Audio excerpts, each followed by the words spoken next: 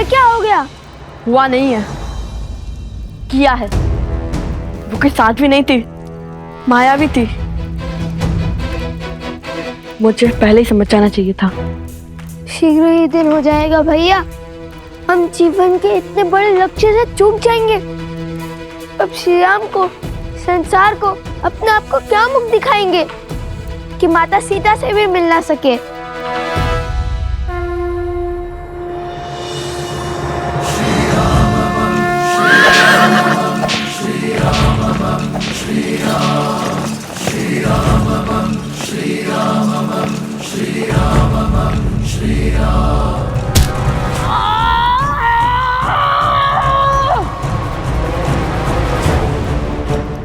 और बल लगा कोश, हमें यहाँ से निकलना ही होगा। और बल।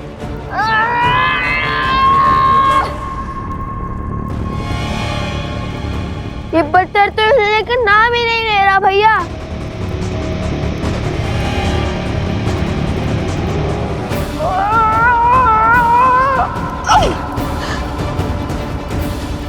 यदि हम वहां नहीं पहुंचे तो अश्वमेध यज्ञ के अश्व का क्या होगा? श्री राम को लगेगा कि हमने हार मान ली है। संकट बड़ा है, किंतु ऐसा कोई संकट नहीं होता जिसका कोई हल ना हो।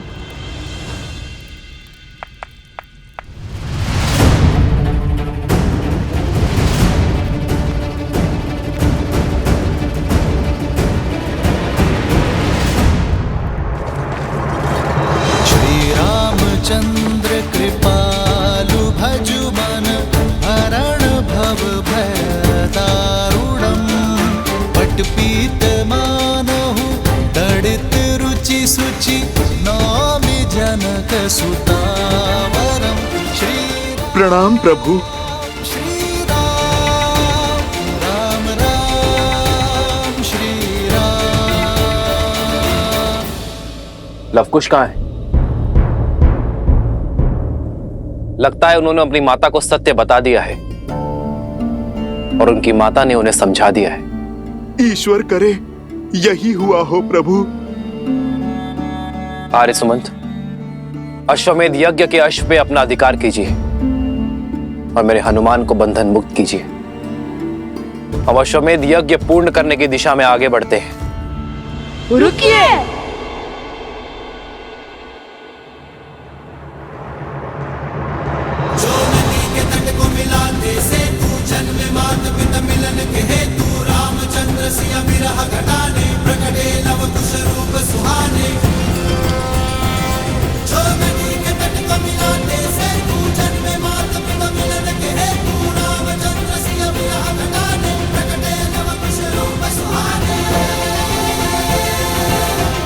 प्रणाम महाराज।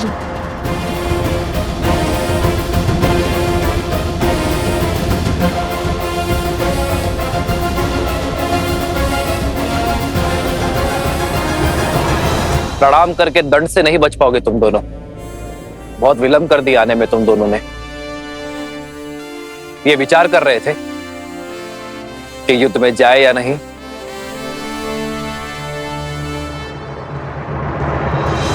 कुछ समाधान ना चुप बैठने से मिलेगा और ना ही सीधा सोचने से। तो अब क्या करें?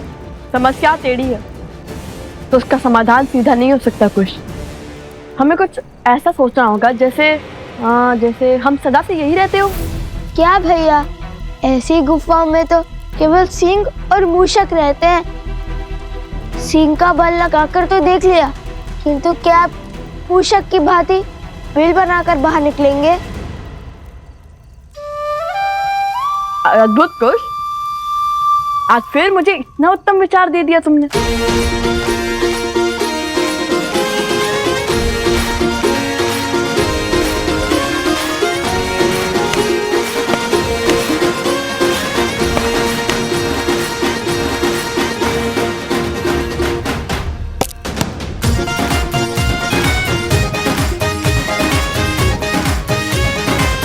अरे भैया, भूमि के नीचे खोदने से तो 3-4 अश्वमेध यज्ञ संपूर्ण होने के बाद ही बाहर निकलेंगे। बाकी सब दीवारें परसों से यहाँ हैं, किंतु ये दीवार नहीं है। यदि हम इसके नीचे मिट्टी खोदेंगे तो ये ऊपर के पत्थर नीचे गिर जाएंगे, तो ये और नीचे जाएगा, जिसके कारण ये ऊपर के पत्थर नीचे आ जाएंगे।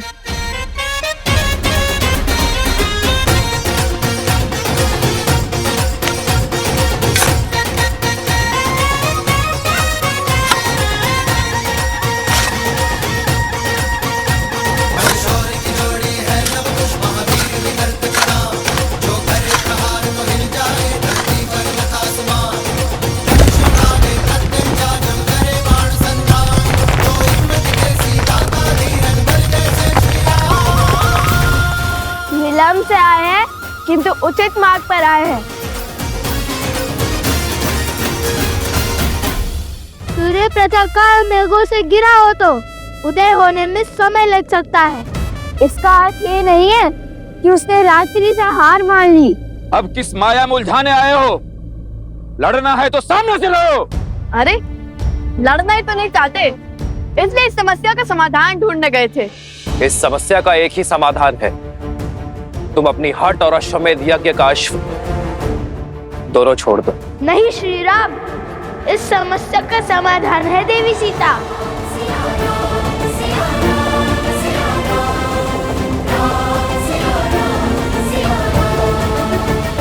हम उन्हें खोजने गए थे, पूरी रात्रि खोजा, किंतु हम उन्हें खोज ही नहीं पाए। यदि वो मिल जाती तो ये संकट भी हल हो जाता। झूठ! महाराज, मुझे पूर्ण विश्वास है कि इन दोनों ने ही पूरी रात्रि अपनी माया का प्रयोग कर हमारे शिविर पर आक्रमण किया है। युद्ध की हर गरिमा को तोड़कर अब महारानी सीता की खोज का ढोंग कर रहे हो। धैर्य आर्य सुमंत, बालकों, समय आ गया है, आत्मसमर्पण कर दो और अश्वमेध यज्ञ के अश्व को छोड़ दो।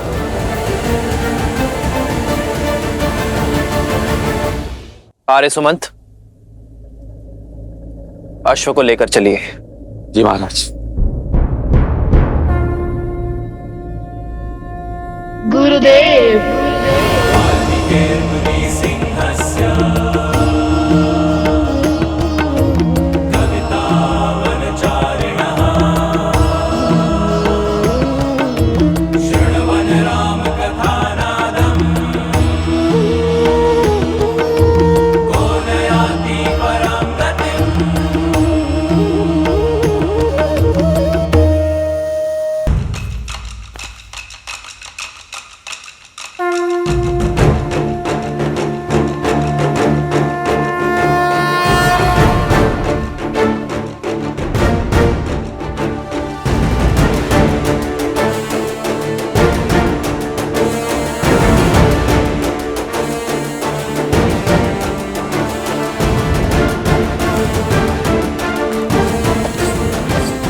रुकिए महाराज।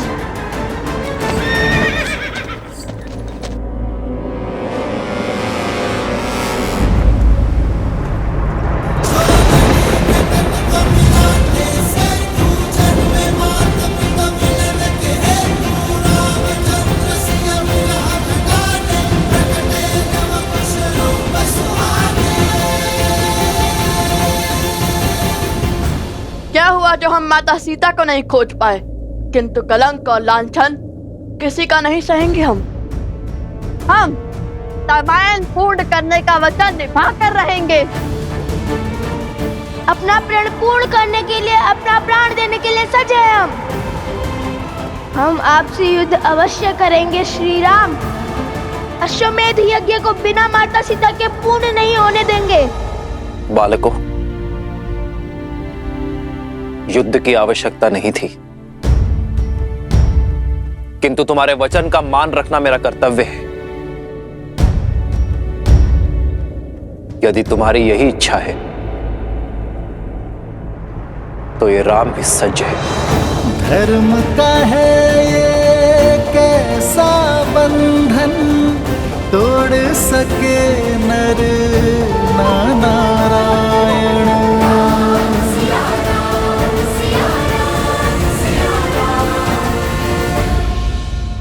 महादेव, मन अत्यंत विचलित हो रहा है। लवकुश के भविष्य की चिंता मुझे खाए जा रही है। क्या इस बार श्रीराम अपने ही पुत्रों को? देवी, आप व्याकुलता में वास्तविकता को भूल रही हैं। मत भूलिए कि लवकुश ने शास्त्र और शस्त्रों की विद्या स्वयं त्रिकालदर्शी वाल्मीकि से ली है। माना कि जो होने जा रहा है वो लगभग असंभव प्रतीत होता है, परंतु देवी, असंभव तो मेरे राम के अयन रामायण का प्रत्येक अध्याय है।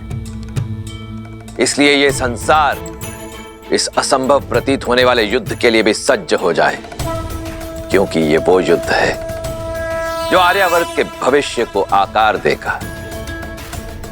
और देवी, ये बात तो आप भी भली भांति जानती हैं कि कोई भी महान कार्य बिना त्याग के पूर्ण नहीं होता।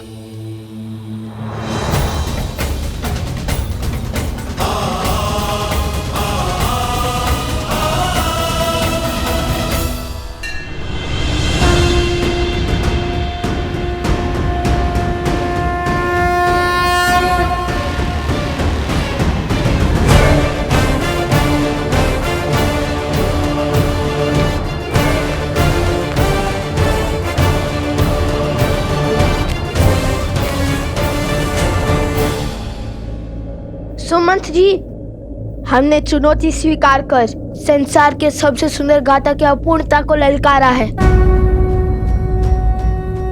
रामायण को पूर्ण करने का बीड़ा उठाया है। और जब तक हम जीवित हैं, उस उद्देश्य से पीछे नहीं हटेंगे। वृक्ष की शाखा बनी है कुल्हाड़ी, शत्रु रची बड़ी योजना भारी। सिंह हुआ सिंह रक्त का प्यासा, शत्रु ने फेंका कैसा पासा। सरल नहीं कर्तव्य का पालन, ज्ञान यही देती रामायण।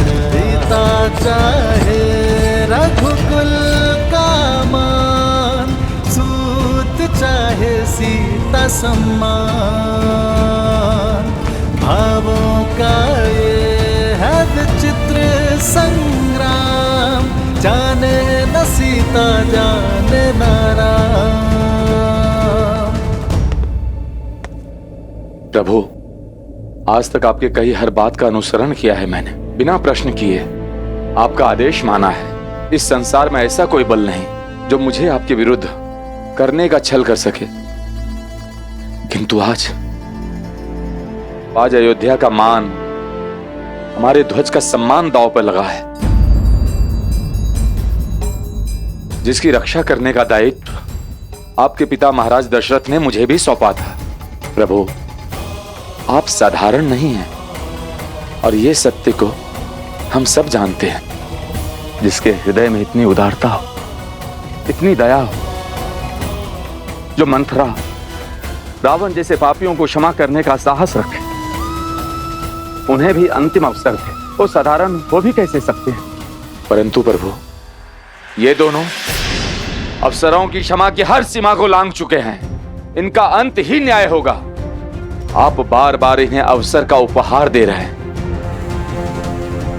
कहीं उनके कारण भारतवर्ष अयोध्या की शक्ति को कम आंकने की भूल ना कर बैठे। संसार में यह संदेश ना चला जाए कि अयोध्या पर आक्रमण करना बहुत सरल है, क्योंकि महाराज श्री राम के भीतर करुणा का सागर है। जो शक्तियां कौशल के धर्म प्रचार को रोकने में जुटी है, कहीं वो इस भ्रम में ना पड़ जाए कि आप अपने शत्रु को बार बार अवसर देते हैं। अयोध्या चट्टान से भी प्रबल है। एक चोट में कोई हानि नहीं होती, किंतु बार बार जब उसी स्थान पर चोट पड़े तो उसका टूटना स्वाभाविक ही है। नीति शास्त्र भी तो यही कहता है। प्रभु, शत्रु को केवल एक बार सुधरने का अवसर मिलना चाहिए, और ये दोनों वो अवसर गवा बैठे हैं। इनकी मृत्यु ही संसार के लिए उदाहरण बनेगी।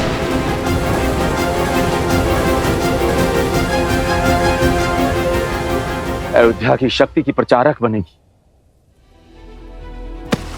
यदि मेरी भक्ति अयोध्या के लिए सत्य है, आज आप उस सुमंत की बात नहीं टालेंगे जिसने आपके जन्म से लेकर अब तक आपकी उपस्थिति को उत्सव की भांति मनाया, जिसने खेल में ही नहीं प्रशिक्षण में भी आपका साथ दिया है,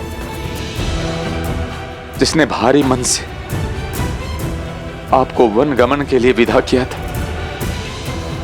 आज आपके भाइयों और मित्रों की जो दशा है उसके कारण ये दोनों ही हैं। अंत कीजिए इनका और जगाइए उनको उनकी मूर्छा से।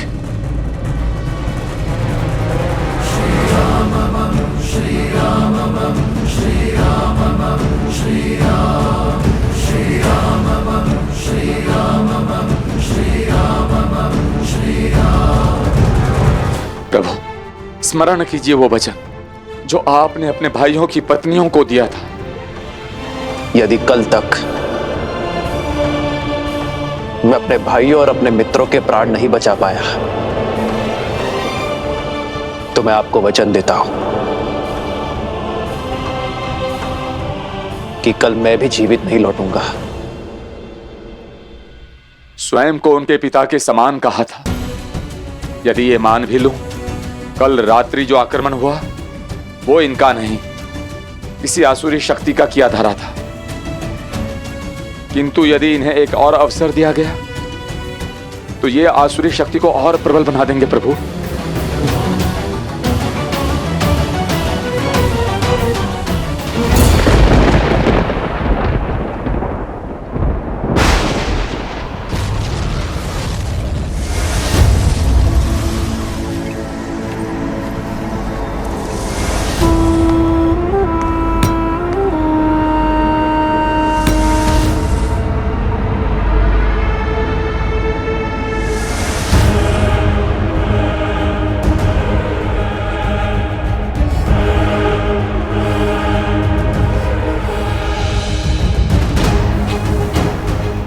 शत्रु पर तब प्रहार करो जब उसका बल और संबल टूटा हुआ हो। ये युद्ध की सबसे उत्तम नीति है।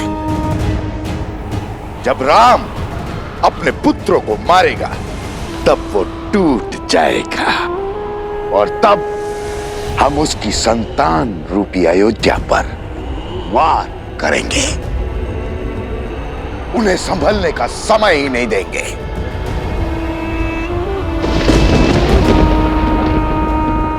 और यही वो स्थान है जहां से हम आक्रमण आरंभ करेंगे।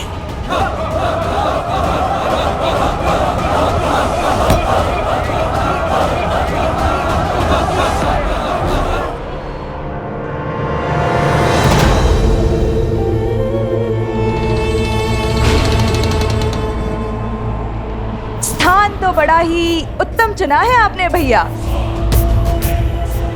अब हमारे सहस्त्र राक्षसों की सेना अयोध्या का चिन्ह, राम राज्य का स्वप्न सब धराशाही कर देगी। बस अब पिता और पुत्रों में युद्ध शीघ्र ही आरंभ हो जाए। जीते चाहे कोई भी, विजयी तो हम ही होंगे।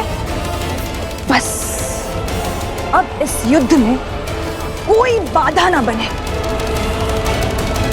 प्रभु, निर्णय की डोर आपने थाम रखी है। यदि आज अपने ही पुत्रों की मृत्यु का कलंक आप पर लगा तो भगवान का ये भक्त प्रभु चुप नहीं बैठेगा।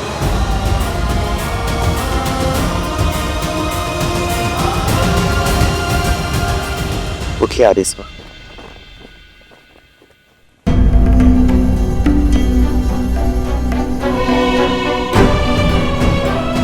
यदि लव और कुश को अंत करने के पश्चात प्रभु को सत्य का ज्ञान हुआ तो प्रभु स्वयं को कभी क्षमा नहीं कर पाएंगे। हे भगवान वाल्मीकि, आप मुझे क्षमा कर दीजिए। मैंने आपको वचन दिया था कि ये सत्य अपने मुख से मैं कभी नहीं निकालूंगा, किंतु यदि आज मैं मौन रहा तो ये मेरे प्रभु के साथ विश्वासघात होगा, संसार का सबसे बड़ा पाप होगा।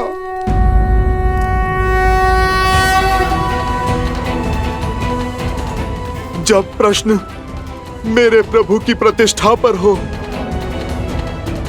तब ये हनुमान हर वचन, हर सौगंध, हर संबंध से परे है। समय आ गया है कि मैं वचन की बेड़ियां तोड़ मेरे प्रभु को सब सत्य बता दूं। उन्हें कौशल राज्य के आने वाले कल से प्रभु को मिलवा दूं। ये देखिए भैया,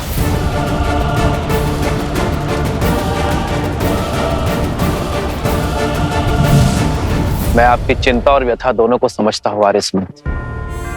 आपने अपना संपूर्ण जीवन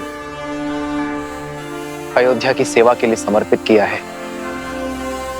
यदि मैं ये कहूं कि अयोध्या की प्रतिष्ठा की चिंता आपको मुझसे अधिक है, ये कहना अनुचित नहीं होगा।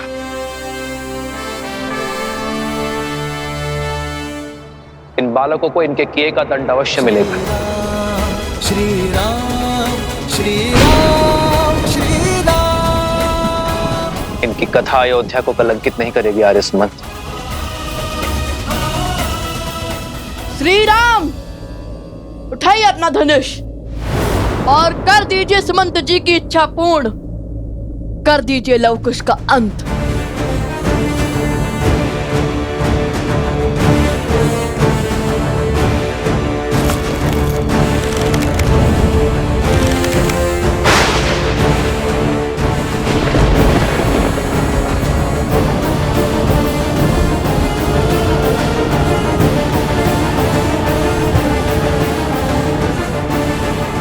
नहीं प्रभु, अपने हाथों से अपने संबंधों का रक्त मत बहाइए। राम राज्य के स्वप्न को कलंकित होने से बचा लीजिए प्रभु। आप जिन्हें मृत्यु दंड देने वाले हैं प्रभु, वो आप ही के पुत्र हैं।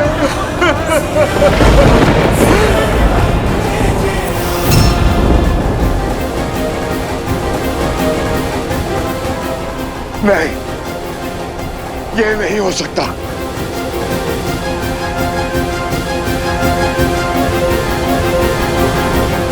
हनुमान ने सत्य कह दिया, हमारे हर षड्यंत्र का अंत कर दिया। ये सत्य सुनकर न राम धनुष उठाएगा और न ही ये युद्ध होगा। नहीं! हमारा वर्षों का परिश्रम, सदियों की प्रतीक्षा यूं व्यर्थ नहीं हो सकती। कुछ कीजिए महाराज।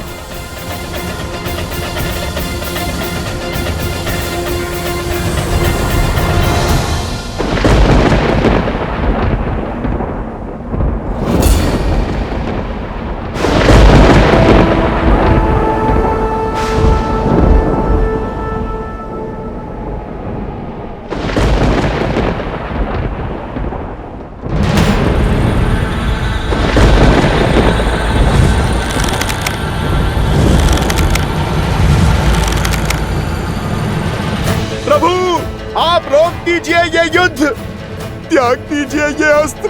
प्रभु मत कीजिए ये अनर्थ। प्रभु रुक जाइए।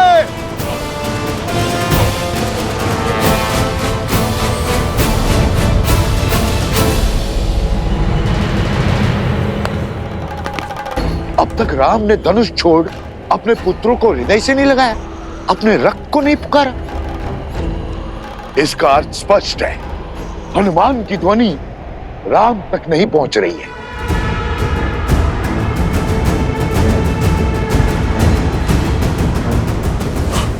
मेरी ध्वनि प्रभु तक क्यों नहीं पहुंच रही?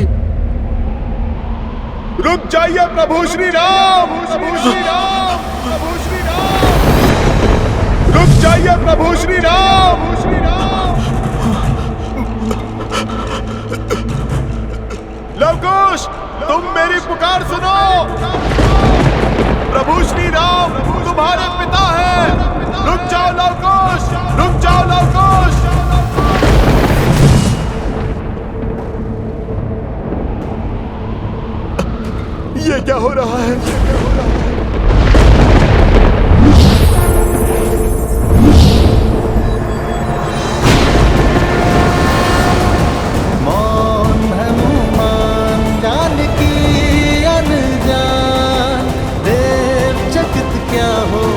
परिणाम। राम सिया राम सिया राम सिया राम, राम सिया राम सिया राम।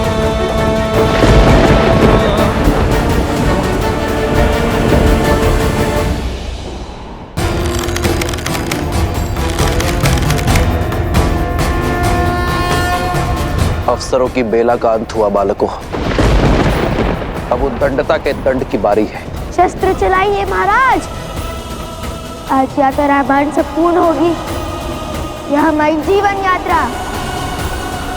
आपके हाथों से मृत्यु को प्राप्त हुए भी तो हमारा जीवन तो धन्य हो जाएगा ना श्री राम। नहीं प्रभु, नहीं।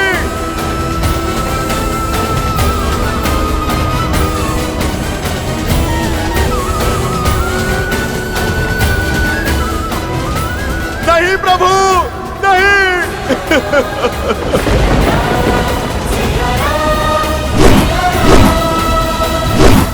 प्रभु श्री राम, प्रभु श्री राम, रुक जाइए प्रभु श्री राम, श्री राम। क्यों मेरी ध्वनि प्रभु तक नहीं पहुंच रही? ये कैसी माया है? ये कैसा पाश है? यदि सत्य प्रभु तक नहीं पहुंचा तो प्रभु अपने ही पुत्रों पर बाण चला देंगे।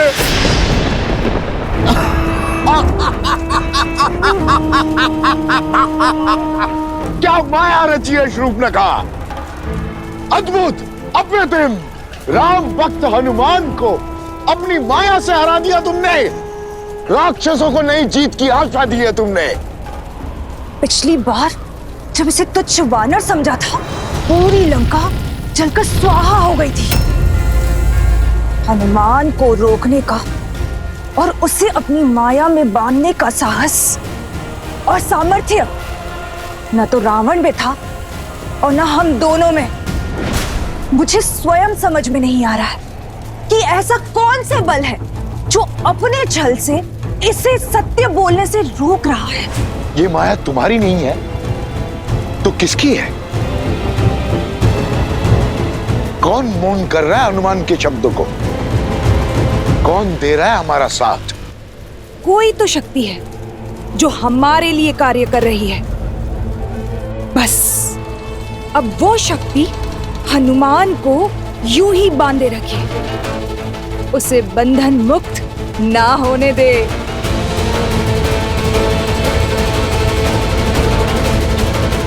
नहीं, मुझे ये बंधन तोड़ना ही होगा।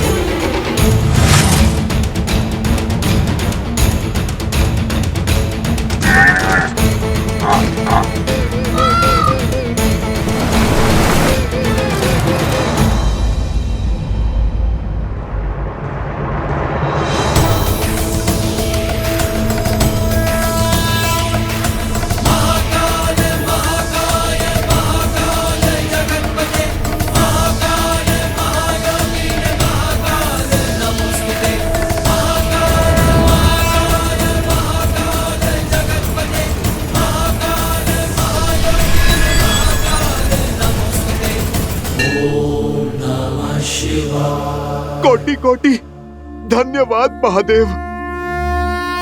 आपने समय चक्र रोककर बहुत बड़ी सहायता की है मेरी। मैं अभी जाकर प्रभु को रोकता हूँ।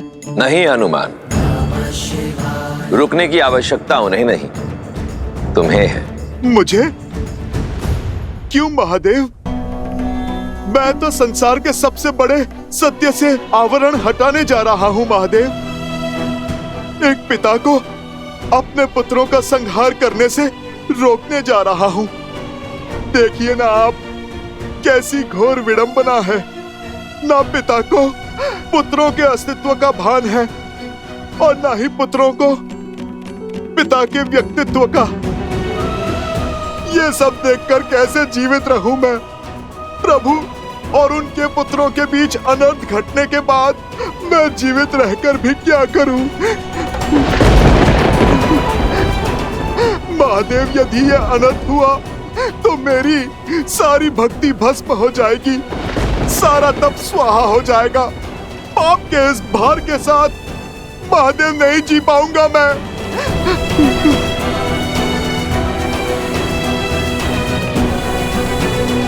शांत हो जाओ हनुमान, शांत हो जाओ। जो घट रहा है वो लेख नियति का है, उस नियति का जिसे संसार के संचालक नारायण ने स्वयं निश्चित किया है। और नियति के समक्ष संसार के सभी प्राणी विवश हैं, फिर वो चाहे नर रूप में नारायण हो या उनका भक्त। किंतु महादेव। हनुमान, तुम मेरे अंशावतार हो और मेरा अंश संसार के संचालक नारायण द्वारा रचित नियति में बाधा कैसे बन सकता है? आज तुम बहुत बड़ी भूल करने जा रहे थे हनुमान। त्रिकालदर्शी वाल्मीकि को दिया अपना वचन तोड़ने जा रहे थे, इसीलिए मैंने तुम्हारी ध्वनि को बीच में ही रोक दिया, तुम्हारे सत्य को उन तक पहुंचने नहीं दिया। हनुमान, जो घट रहा है उसे घटने दो। मेघ से कब तड़ित गिरेगी हम नहीं जानते। जो तुम्हारे वश में नहीं, समझ लो उसे नियति ने अपने वश में ले रखा है। इस घटनाक्रम पर अब मेरा भी कोई वश नहीं। यूं समझ लो हनुमान कि रामायण को संपूर्ण होने से अब स्वयं मैं भी नहीं रोक सकता। ये युद्ध जितना लव कुश के लिए आवश्यक है, उतना ही आवश्यक श्री राम के लिए भी है, क्योंकि अब यह युद्ध ही उन्हें पूर्ण सत्य तक पहुंचाएगा। महादेव, भरत भैया, शत्रुघ्न भैया, महाराज विभीषण, महाराज सुग्रीव और राजकुमार अंगद ये अपनी मूर्छा से बाहर कैसे निकलेंगे महादेव? ये वार कैसे सह पाएगी अयोध्या? सब कुछ समाप्त हो जाएगा महादेव। आप इस घटना के क्रम को रोकिए। मैं तुम्हारी व्याकुलता को समझता हूं हनुमान, किंतु जीवन का कटु सत्य यही है कि नियति के समक्ष हम सब विवश हैं।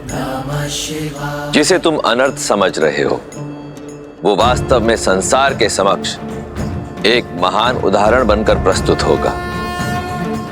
इसलिए विश्वास की डोर को थामो और धैर्य के साथ नियति के घटना चक्र की ओर देखो। नहीं महादेव, रुकिए।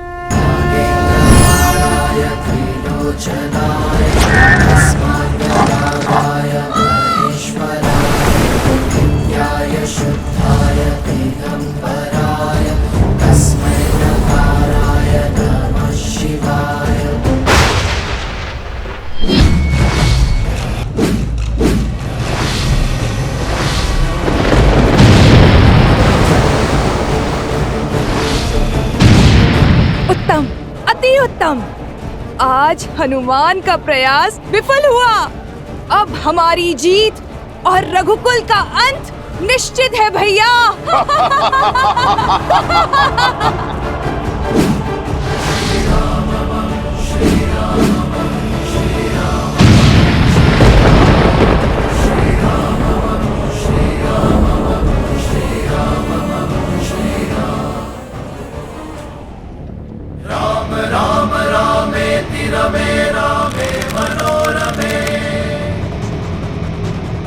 क्या कह गए महादेव?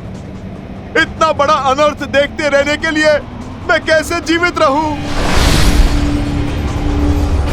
मैं कैसे देखूं ये अनर्थ महादेव? कैसे देखूं ये अनर्थ में?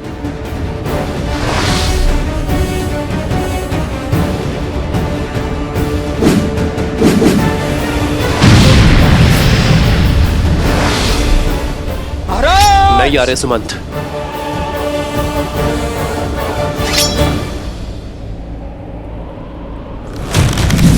मैं आपकी व्याकुलता समझता हूं, किंतु दो योद्धाओं के बीच हस्तक्षेप करना अधर्म है।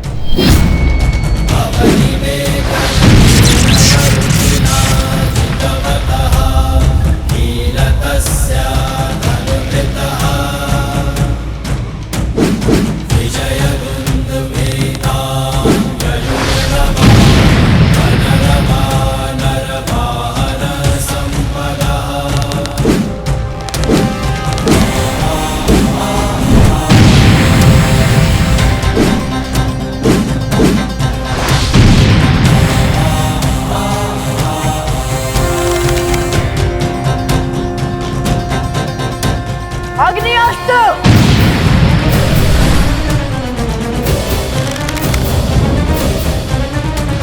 जलास्त्र।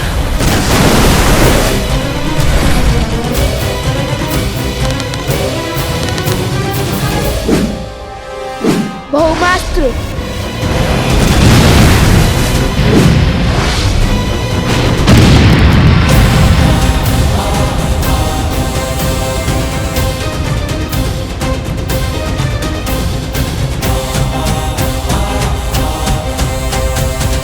देवराज, हमें इस युद्ध में हस्तक्षेप कर इस युद्ध को रोकना होगा। पिता और पुत्र के मध्य के इस युद्ध को स्वयं महादेव भी नहीं रोक पा रहे हैं। इसलिए यदि हम कुछ कर सकते हैं तो केवल आशा, ये आशा कि शीघ्र अतिशीघ्र ये युद्ध रुक जाए, अन्यथा प्रलय दूर नहीं। चाहे रघुकुल कामा, सूत चाहे सीता सम्मान, भावों का ये है विचित्र संग्राम, जाने न सीता जाने न राम। राम सिया राम सिया राम सिया राम, राम सिया राम। आर्य, ये नियति ने हमें किस धर्म संकट में डाल दिया है। अयोध्या से निकलते समय इतनी दूर आ गई थी जहां अयोध्या की स्मृतियां तक न पहुंचे। वर्षों वियोग सहा, किंतु इतने वर्षों के बाद विरह की असहनीय पीड़ा सहने के बाद अब भाग्य ने आपको मेरे इतने समीप लाकर कैसे खड़ा कर दिया। अरे कैसे? माता वन देवी कहाँ है? यहाँ तो कहीं नहीं दिखी।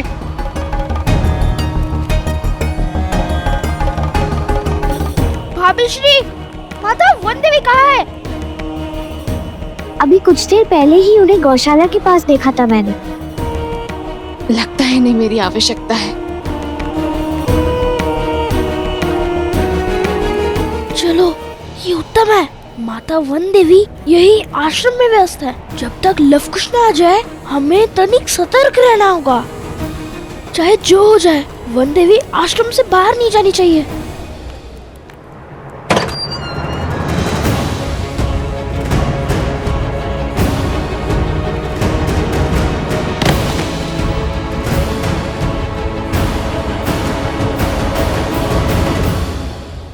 माता आप यहाँ? भाभी माँ प्रसूता ने तो कहा था कि आप गौशाला में हैं। लवकुश कहाँ है? वो बोलो सोमकरण, कहाँ है लवकुश? वो यही है माता। यही है? कहाँ है वो? अध्ययन कक्ष में है। रामायण को संपूर्ण करने में जुटे हैं।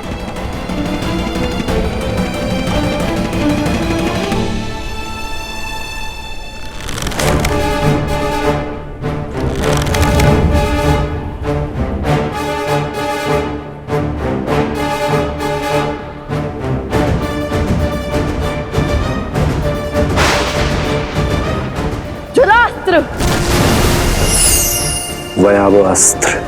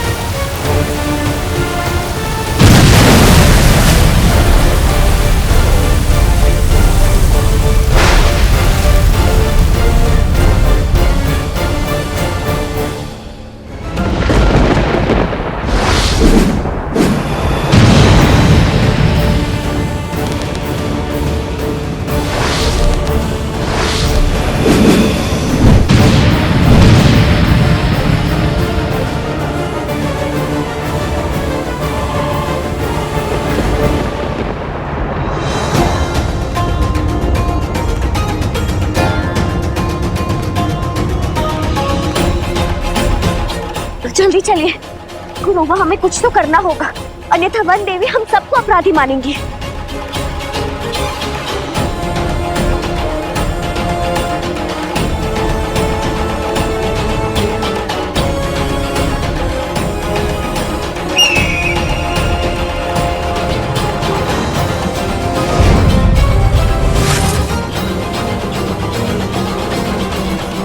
ये क्या बाधा आ गई है भैया?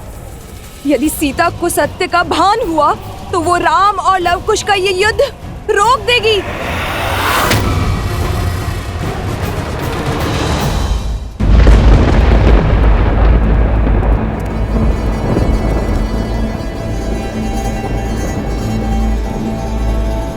कहाँ है लवकुश? यहाँ तो कोई नहीं है।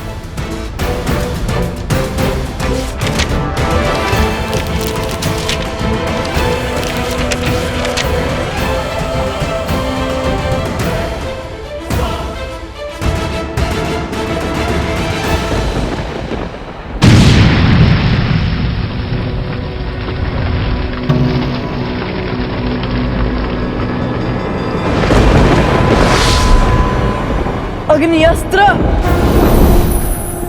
वरुणास्त्र,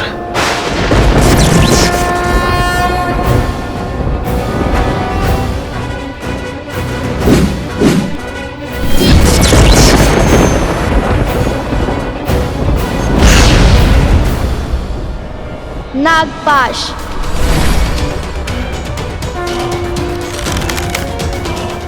गरुड़ास्त्र,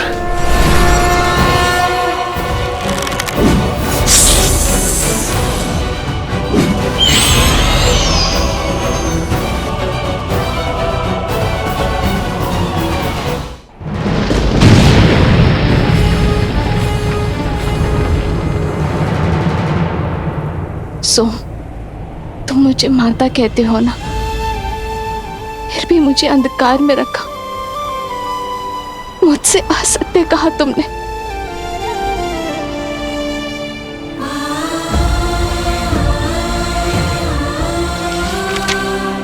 यदि आज मैं तुम्हारी बात अचानक ना सुन लेती तो कदाचित यहां ढूंढने ना आती,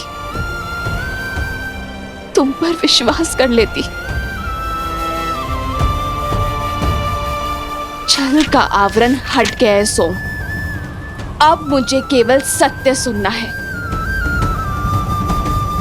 बताओ कहाँ है लवकुश?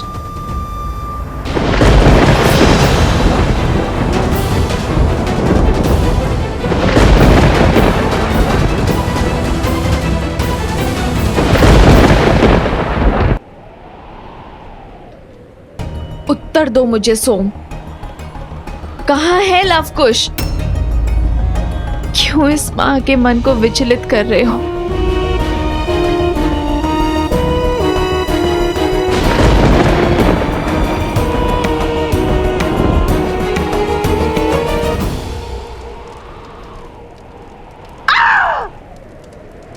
हर दांव विफल हो रहा है, एक एक करके सारे धागे खुलते जा रहे हैं भैया।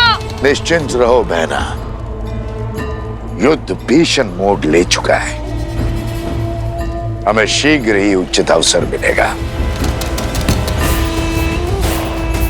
राम की अयोध्या पर प्रहार करने का। इस मौन का क्या अर्थ है सोम? उत्तर क्यों नहीं दे रहे हो तुम? सत्य क्यों नहीं बता रहे हो?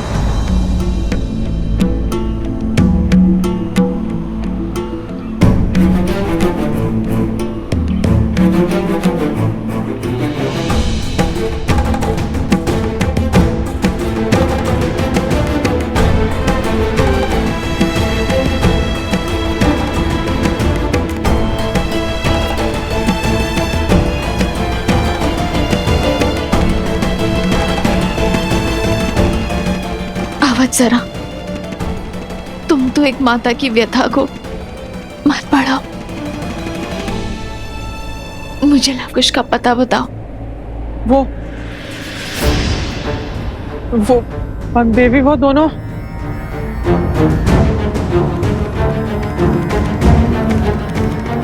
वन देवी की चिंता भी अनुचित नहीं है। आप सबके मुख के भाव बता रहे हैं कि मेरे साथ किए गए इस छल में सोम के साथ आप सब भी सम्मिलित हैं, कि मुझसे इस आश्रम के लोग कुछ छुपा रहे हैं। आप सब जानते हैं कि लवकुश कहाँ है, किंतु मुझे कोई बताना नहीं चाहता। गुरु मां, आप तो जानती है ना ये कितना बड़ा अपराध है। आप सब मेरी व्यथा से मुख मोड़ रहे हैं और अपनी भूल का आभास तक नहीं है आप सबको। वो दोनों अबोध है। यदि बालपन में कोई भूल कर बैठे तो, यदि किसी अनर्थ को ललकार बैठे तो कौन लेगा इसका उत्तरदायित्व? बताइए मुझे, लवकुश कहाँ है? वन देवी ही सीता है, श्री राम की अर्धांगिनी सीता है वो, सीता। ऋषिवर, आपके होते हुए ये अनर्थ कैसे हो गया? ऋषिवर, आप तो इस संसार में सत्य की मूर्त माने जाते हैं ना। मेरे पुत्रों का सत्य बताइए ऋषिवर, बताइए ना कि मेरे पुत्र मुझसे क्या छुपा रहे हैं। माता वन देवी,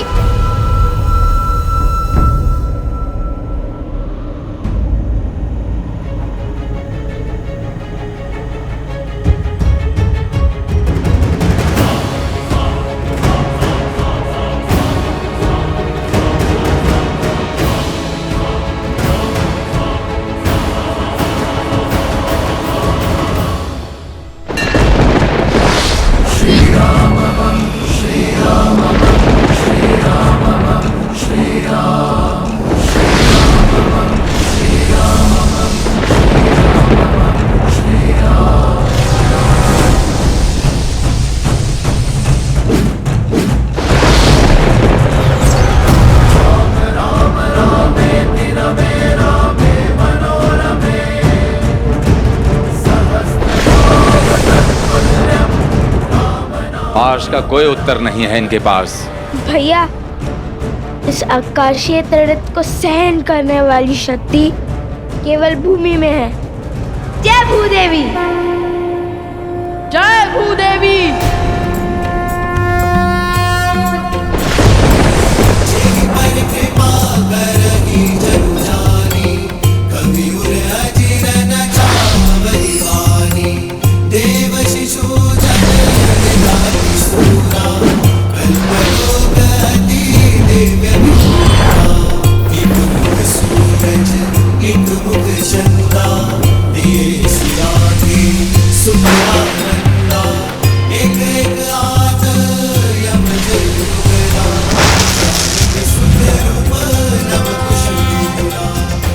असंभव।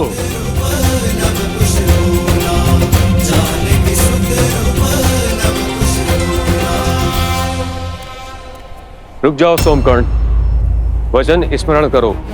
जब तक भगवान वाल्मीकि लौट के नहीं आते तब तक हम सत्य नहीं कहेंगे। तुम्हारा कुछ भी कहना भगवान वाल्मीकि के विरुद्ध जाना होगा सोमकर्ण।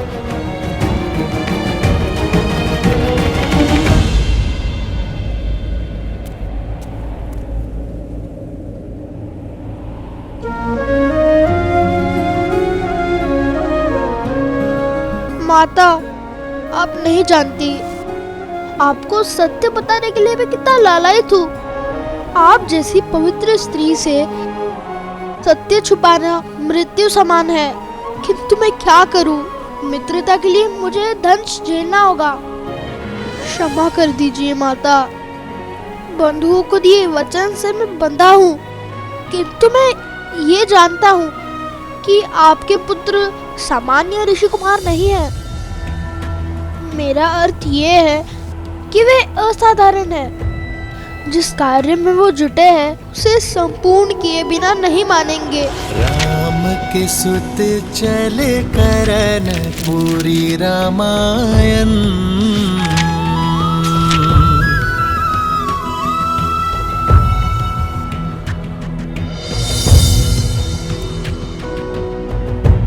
आपसे असत्य कहने का पाप किया है, दंड तो मुझे मिलना ही चाहिए। आपको हमारी सौगंध है माता, जब तक हम रामायण संपूर्ण ना कर ले आप हमसे इस संदर्भ में कोई भी प्रश्न नहीं करेंगे।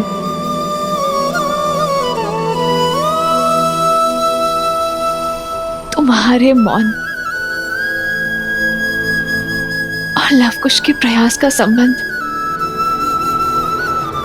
रामायण से है ना? वो रामायण को संपूर्ण करने की बातें कर रहे थे। मेरे पुत्र किसी संकट में, वो अवश्य ही किसी घोर संकट में।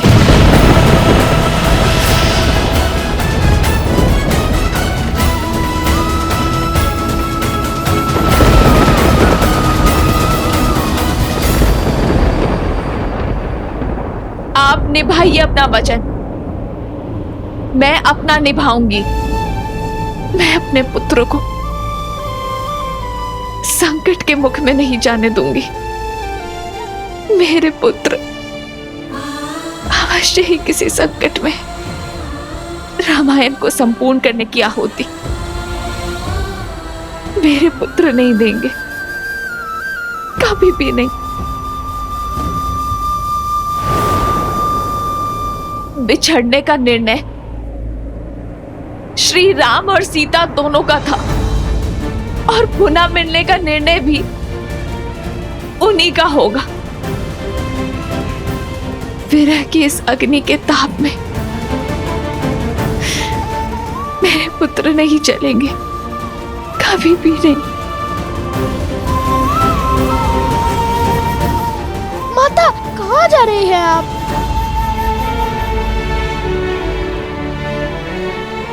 अपने पुत्र को खोजने। मैं एक माता की ममता का गला नहीं घोट सकती, अपने पुत्रों को संकट में नहीं देख सकती मैं।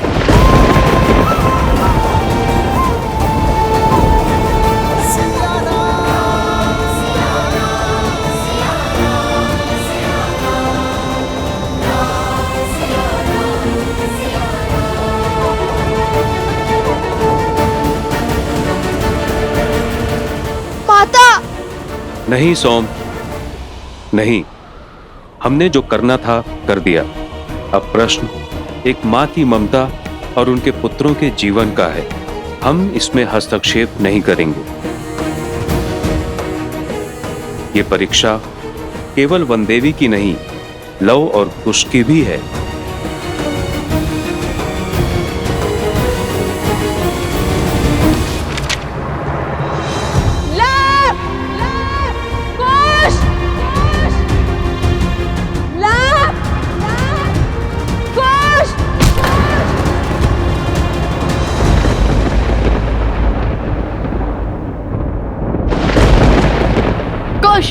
हम ऐसे उन्हें नहीं हरा पाएंगे।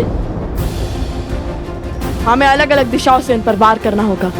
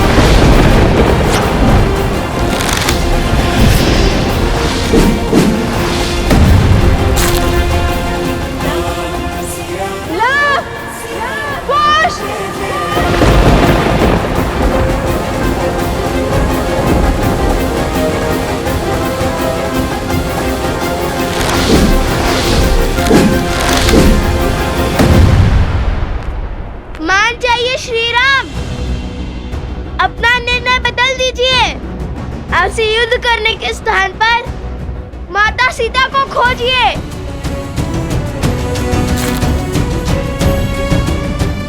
रामायण संपूर्ण कीजिए, अन्यथा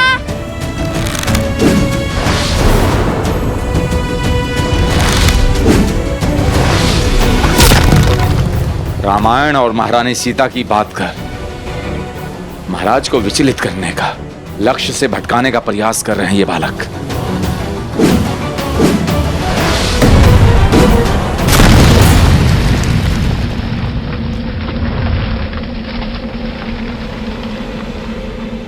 नहीं,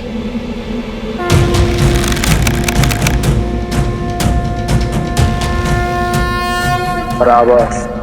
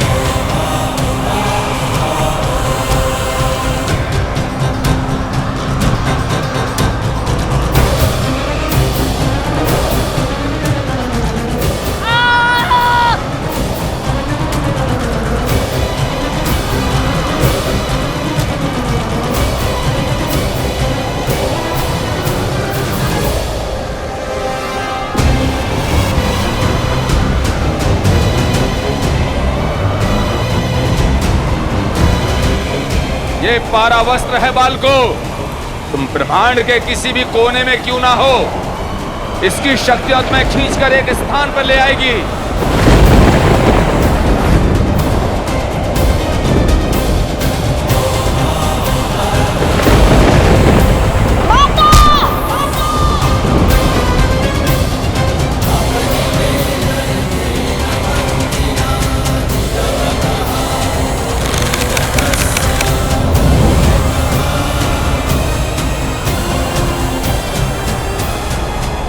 नहीं, ये नहीं हो सकता। प्रभु पशुपात अस्त्र का आवाहन नहीं कर सकते।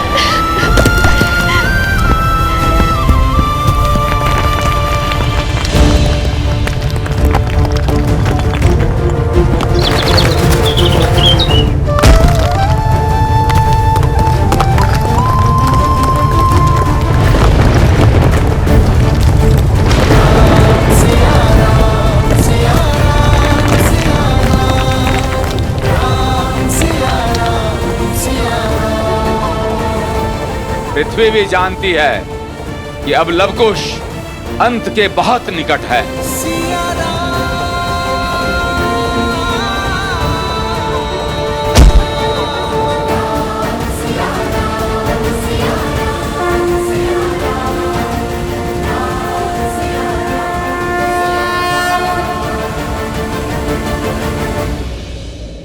एक माता के आंसुओं का भार ये धरती नहीं उठा पाएगी महादेव। सीता का ये दुख, ये कष्ट, ये पीड़ा किसी आने वाले संकट का संकेत है महादेव।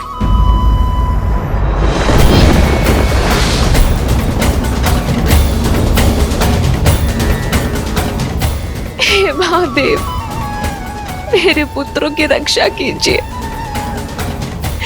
मैं नहीं जानती कि वो किस विपत्ति में है, किस संकट में फंसे हैं।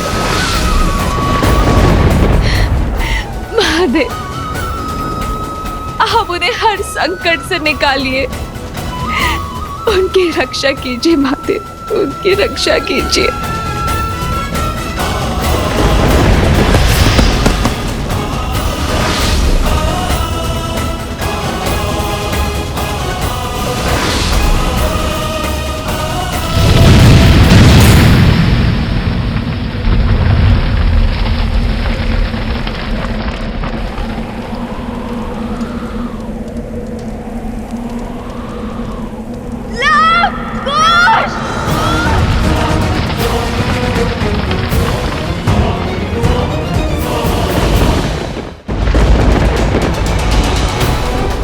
प्रभु श्री राम की जीत हुई। जय श्री राम, जय श्री राम। अंततः आपने उन उदंडी बालकों को मृत्यु दंड दे ही दिया। हम जीत गए शूर्पणखा, हम जीत गए।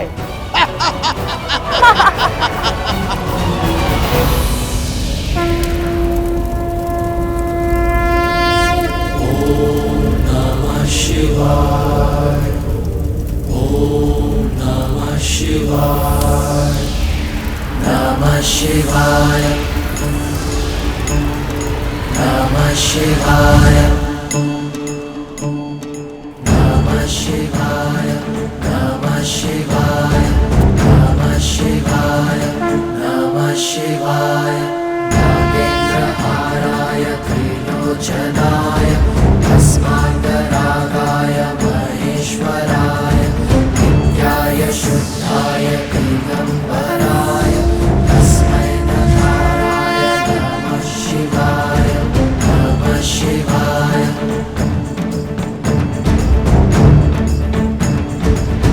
कुछ भैया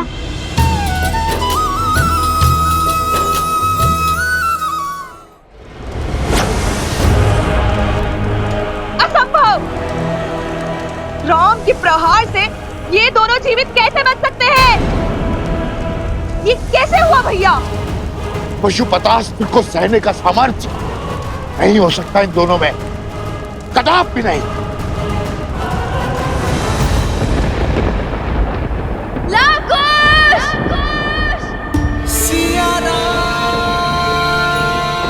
अरे सुमन, आप अश्व को लेकर आइए,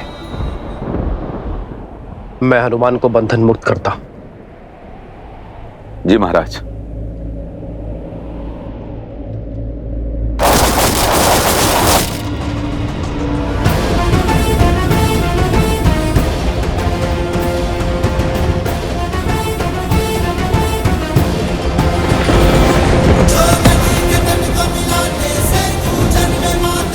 असंभव,